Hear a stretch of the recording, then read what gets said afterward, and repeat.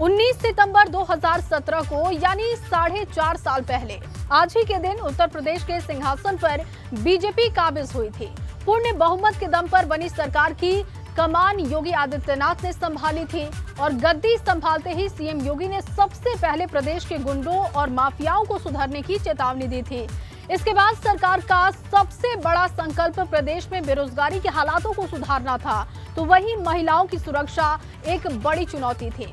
इन हालातों पर काबू करने के अलावा सरकार के सामने विभागों में घुसपैठ कर चुके भ्रष्टाचार और वसूली को रोकना भी एक बड़ी चुनौती थी और इसे लेकर योगी सरकार ने समय समय पर एक्शन के साथ अपने इरादे भी जताए। अब जब योगी सरकार के शासन के 4.5 साल पूरे हो चुके हैं, तो देखने वाली बात है कि उनके कितने संकल्प पूरे हुए और कितनी चुनौतियों को सरकार ने पार किया। देखिए सरकार का संकल्प यज्ञ।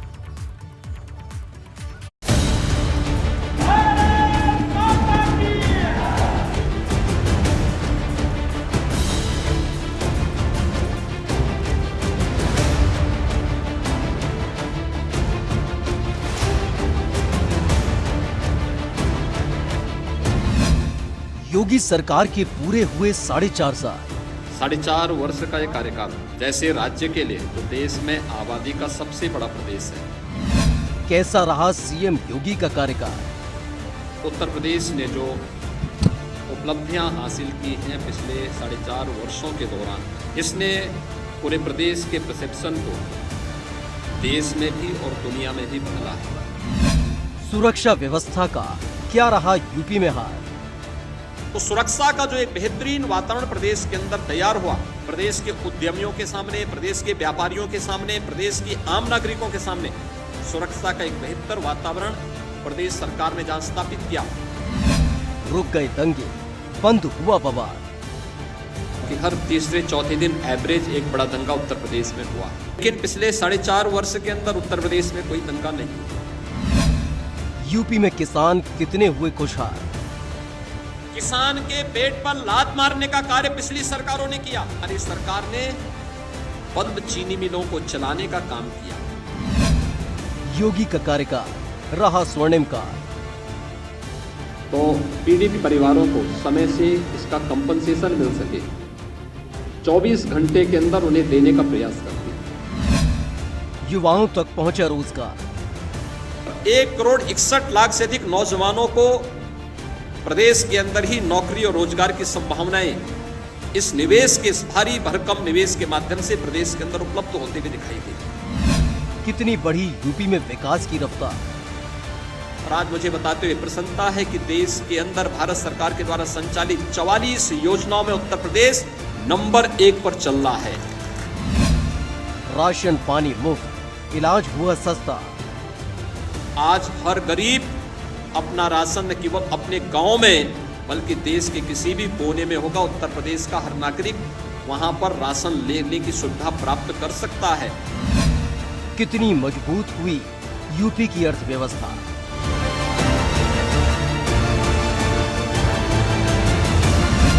योगी सरकार के 4.5 साल का पूरा रिपोर्ट कार्ड।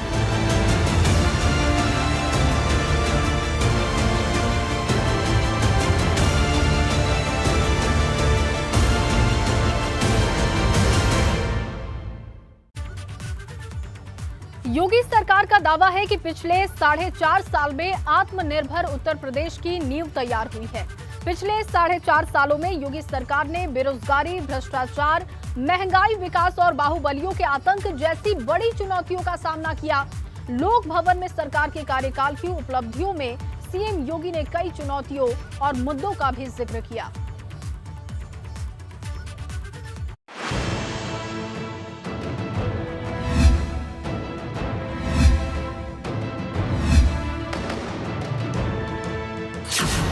यूपी की योगी सरकार का रिपोर्ट कार्ड।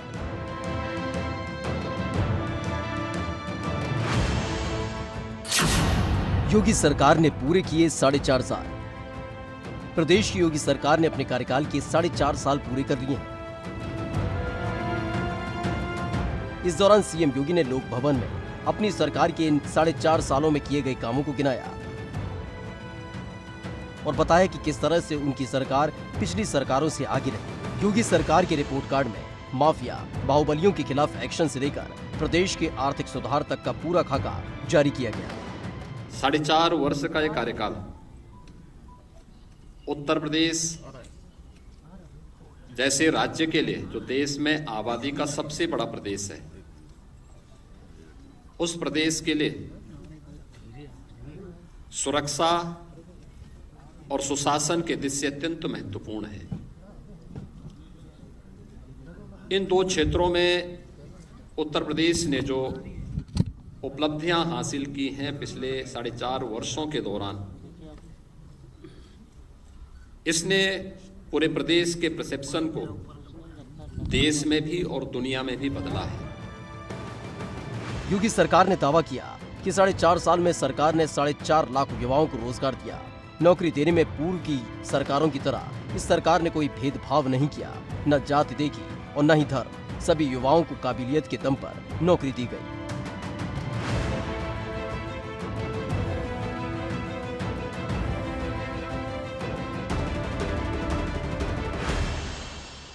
प्रदेश के अंदर पारदर्शी भर्ती की प्रक्रिया को आगे बढ़ाया। 4.5 लाख नौजवानों को प्रदेश के अंदर सरकारी नौकरी दी गई। किसी भी नौकरी में किसी प्रकार का कोई भेदभाव नहीं, चेहरा देख करके नहीं, प्रदेश के अंदर योग्यता के आधार पर रिजर्वेशन के नियमों का पालन करते हुए प्रदेश के हर नौजवान को उसका हक देने का कार्य प्रदेश के अंदर किया गया। सरकार ने दावा किया कि ईज ऑफ डूइंग बिजनेस में आज यूपी देश में नंबर 2 पर है। सीएम योगी के मुताबिक सुरक्षा का माहौल बना तो निवेश भी आया। 2018 में देश का हर उद्योगपति इन्वेस्टर समिट में आया था। ईज ऑफ डूइंग बिजनेस में यूपी पहले 14वें स्थान पर था, यानी हमारी गिनती नहीं थी। आज नंबर 2 पर है। 3 लाख करोड़ से ज्यादा का निवेश हुआ। 44 योजनाओं में यूपी नंबर 1 पर चल रहा है। सर्वांगीण विकास अब यूपी की पहचान है। देश और दुनिया का हर उद्योगपति प्रदेश के अंदर निवेश करने के लिए उत्सुक है। ईज ऑफ डूइंग बिजनेस यानी व्यवसाय की सुगमता में उत्तर प्रदेश ने एक लंबी छलांग मारी है। जिस उत्तर प्रदेश में 2015-16 में ईज ऑफ डूइंग बिजनेस में 14वें स्थान पर था, वही उत्तर प्रदेश आज यानी 14वें स्थान का मतलब, अगर देश और दुनिया का कोई निवेशक निवेश करने का इच्छुक होगा तो देखता था कि क्या स्थिति है राज्यों की, और फिर अपने अनुकूल वह ईज ऑफ डूइंग बिजनेस में जिन राज्यों की अच्छी रैंकिंग होती थी वहां पर वह निवेश के लिए जाता था। उत्तर प्रदेश 14वें स्थान पर था, यानी हमारी कहीं गिनती नहीं थी। और आज मुझे बताते हुए प्रसन्नता है, Uttar Pradesh ease of doing business में देश के अंदर नंबर 2 स्थान पर है। सीएम ने कहा कि 2017 से पहले यूपी को देश में रुकावट पैदा करने वाला प्रदेश समझा जाता था। हर योजना में पीछे रहने वाला उत्तर प्रदेश आज देश की बड़ी योजनाओं का नेतृत्व कर रहा है और देश के विकास में अहम योगदान दे रहा है। उत्तर प्रदेश को 2017 के पहले क्या समझा जाता था कि देश के विकास को अवरुद्ध करने वाला प्रदेश, क्योंकि किसी भी योजना में आगे नहीं था। हर एक योजना में पीछे, किसी में 17वें स्थान पर, किसी में 23वें स्थान पर, किसी में 27वें स्थान पर। और आज मुझे बताते हुए प्रसन्नता है कि देश के अंदर भारत सरकार के द्वारा संचालित 44 योजनाओं में उत्तर प्रदेश नंबर 1 पर चल रहा है। प्रदेश के लिए गन्ना किसानों का भुगतान हमेशा से एक बड़ी समस्या रहा। सीएम ने कहा कि पिछले 4.5 साल में किसान कर्ज माफी से हमने किसान कल्याण योजना को आगे बढ़ाया। पहले चीनी मिलें लगातार बंद होती गई, किसान आत्महत्या करने को मजबूर हुआ। हमने उन चीनी मिलों को लगातार चलाया। कोरोना काल में भी चीनी मिल लगातार चलती गई। याद करिए 2007 से लेकर 2017 के बीच प्रदेश के अंदर गन्ना मूल्य का 95,000 करोड़ रुपए का गन्ना मूल्य का भुगतान होता है, और 2017 से अब तक 4.5 वर्ष के अंदर 1,43,000 करोड़ रुपए का गन्ना मूल्य का भुगतान हुआ। 2007 से लेकर 2017 के बीच तमाम चीनी मिलें बेची गई, औने पौने दाम में बेची गई, बंद की गई। किसान के पेट पर लात मारने का कार्य पिछली सरकारों ने किया। मुद्दा चाहे गन्ना किसान के बकाये भुगतान का हो या फिर देश में प्रदेश के आर्थिक विकास की बात हो, योगी सरकार का दावा है कि हर मुद्दे पर यूपी ने लंबी छलांग लगाई है। पिछले 4.5 साल में प्रदेश का हाल न केवल बदला बल्कि वो दूसरे प्रदेशों के लिए मिसाल बनकर भी उभरा है। Bureau report, ABP Ganga.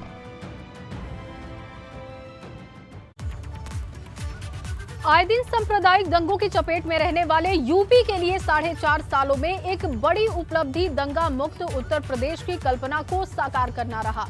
ये सीएम योगी की अपराध और अपराधियों के खिलाफ जीरो टॉलरेंस की नीति का ही नतीजा है कि अलग अलग मौकों पर विपक्षी दल भी यूपी की कानून व्यवस्था की सराहना करते हुए नजर आए।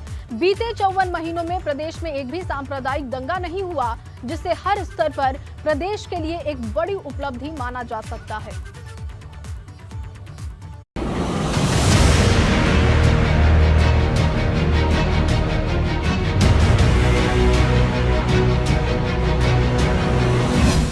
साढ़े 4 सालों में बदला यूपी का चाल ढाल। दंगों पर लगा लगाम, बेदम हुए बवाल। 2017 में जब योगी सरकार ने यूपी की कमान संभाली थी, उस वक्त बेरोजगारी, सांप्रदायिक दंगे, घूसखोरी और विभागों में भर्तियों में होने वाली वसूली को रोकना बड़ी चुनौती थी। इन्हीं मुद्दों के दम पर भाजपा ने यूपी में सुशासन का सपना दिखाया था और इन 4.5 सालों में योगी आदित्यनाथ के नेतृत्व में यूपी में क्या बदलाव आए, इसका पूरा खाका लोक भवन में रखा गया। योगी सरकार ने अपने 4.5 साल के कार्यकाल में जो सबसे बड़ी उपलब्धि गिनाई है, उनमें से एक दंगे और बवाल भी शामिल रहे। सरकार ने दावा किया है कि जहां 2017 के पहले यूपी सांप्रदायिक दंगों की आग में झुलसता था, हर वक्त लोगों को बवाल की दहशत में सांस लेने की मजबूरी होती थी, उन सभी पर पूरी तरह से लगाम लगाई गई। सुशासन का नतीजा रहा कि योगी सरकार में एक भी सांप्रदायिक दंगा नहीं हुआ। दंगा प्रदेश की प्रवृत्ति बन चुकी थी। आपने 2012 से 2017 के बीच के इस कालखंड को भी देखा होगा,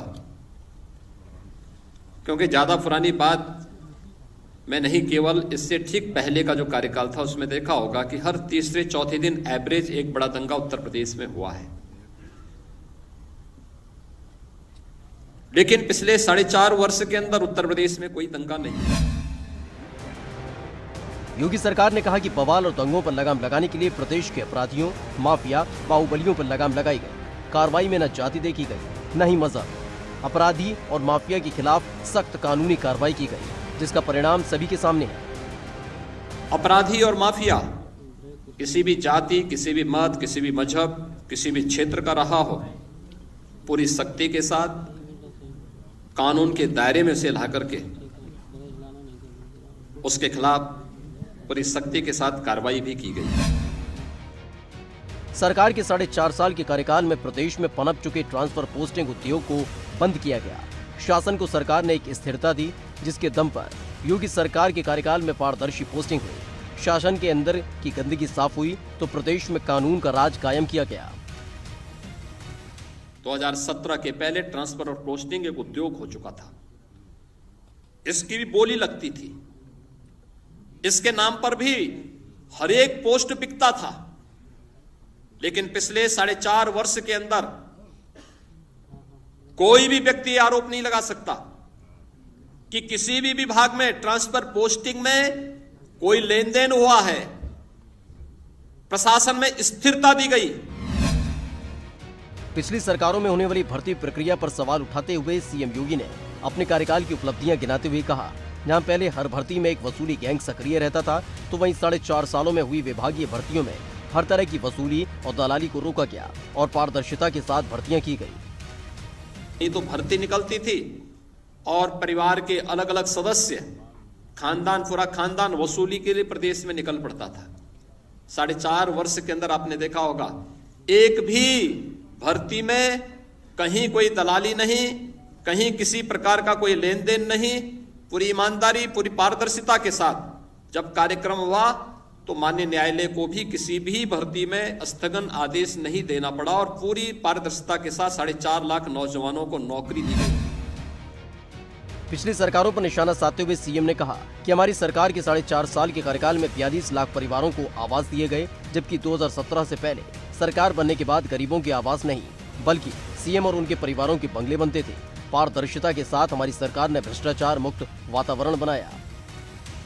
प्रदेश के अंदर सुशासन की क्या स्थिति थी।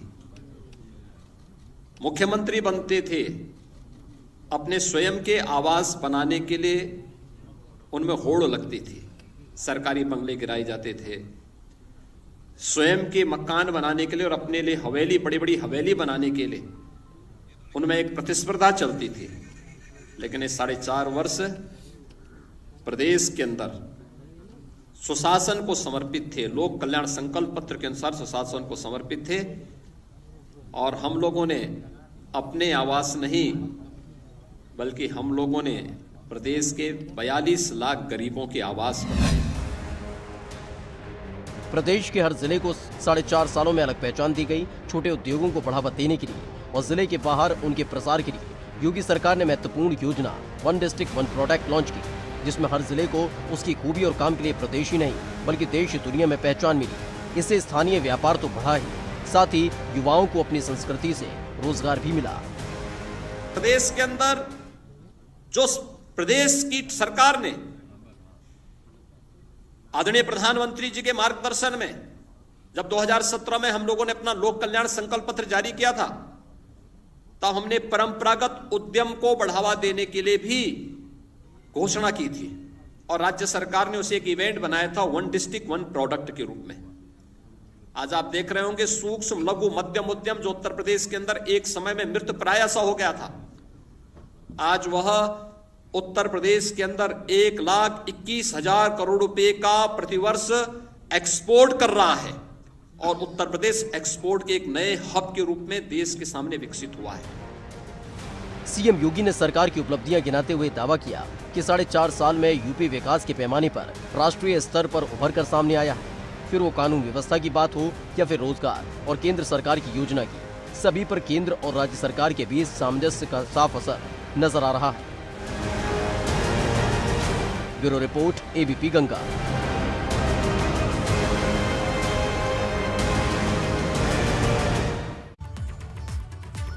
भ्रष्टाचार, कानून व्यवस्था और विकास को लेकर योगी सरकार के निशाने पर सबसे ज्यादा सपा और बसपा की सरकारें रहीं। यूपी सरकार ने जहां जीरो टॉलरेंस और कानून व्यवस्था को लेकर परसेप्शन बदलने का दावा किया, तो वहीं विपक्ष खास तौर पर बसपा और सपा ने सरकार के दावों को झूठा करार दिया। कभी योगी सरकार का हिस्सा रहे सुभाषपा अध्यक्ष ओपी राजभर ने भी इस मौके पर सरकार पर जमकर निशाना साधा और हर दावे को हवाई बताया।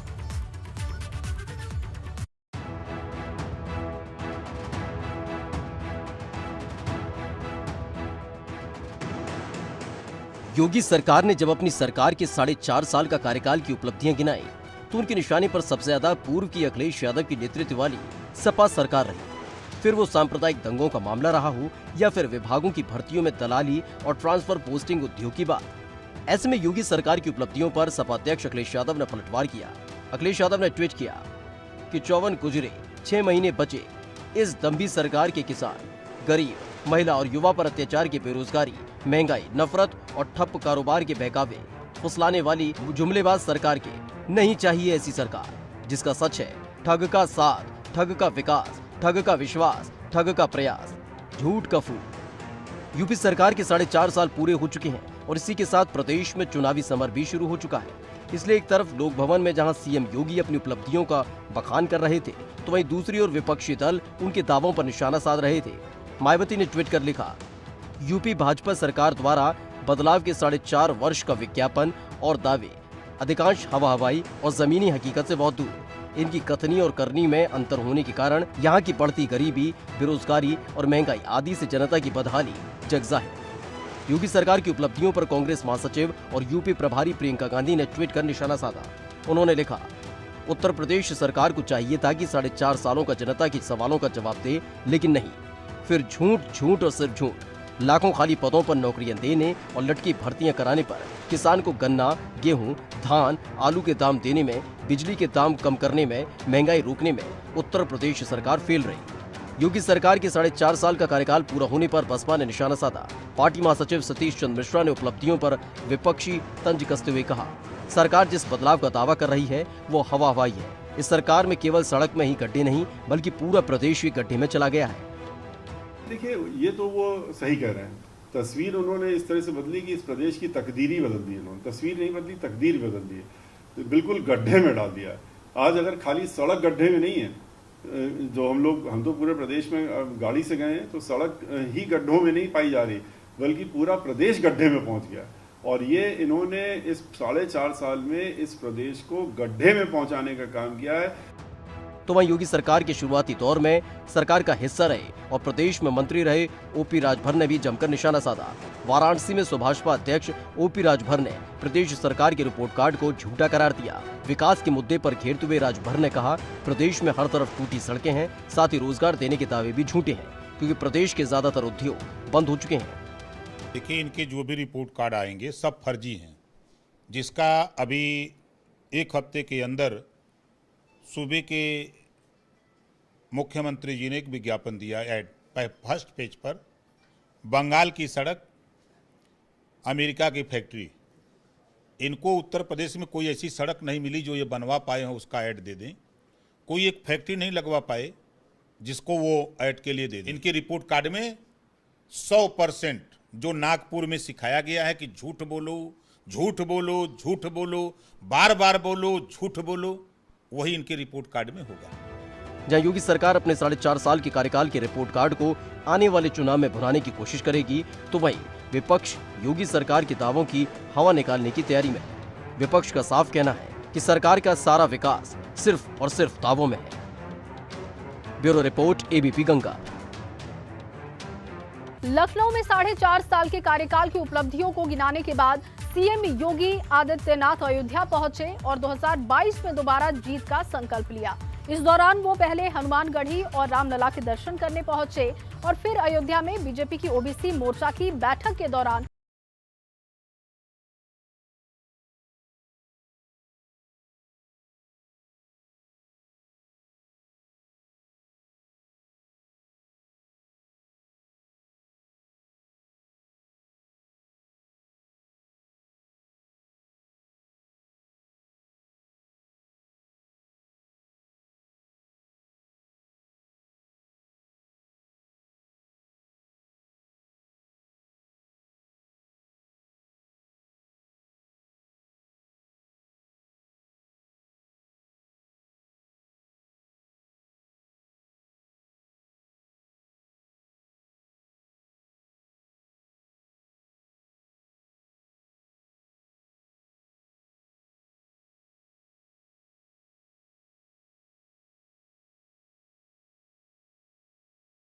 में योगी सरकार पूरी तरह से तैयारियां अपनी शुरू कर दी गई हैं।